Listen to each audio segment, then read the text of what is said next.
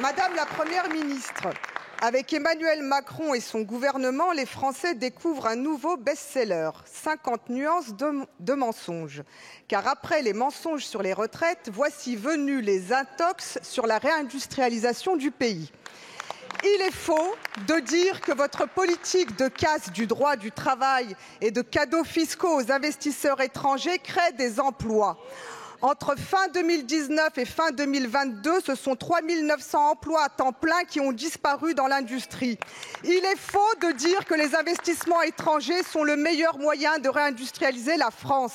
Ces investissements mettent en danger notre souveraineté dans des secteurs stratégiques.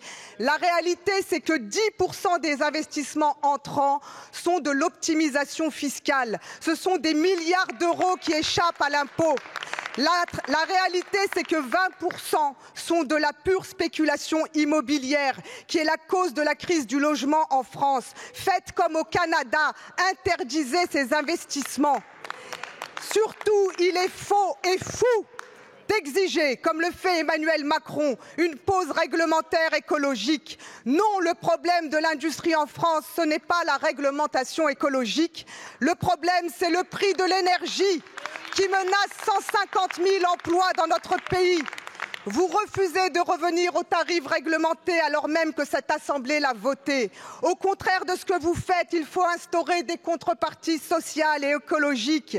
Il faut par exemple renforcer les règles dans l'éco-conception, sujet totalement absent de votre projet de loi Industrie verte. Vous avez été condamné 3 fois pour inaction climatique, c'est-à-dire pour ne rien faire pour atteindre les objectifs carbone. Ma question est donc simple.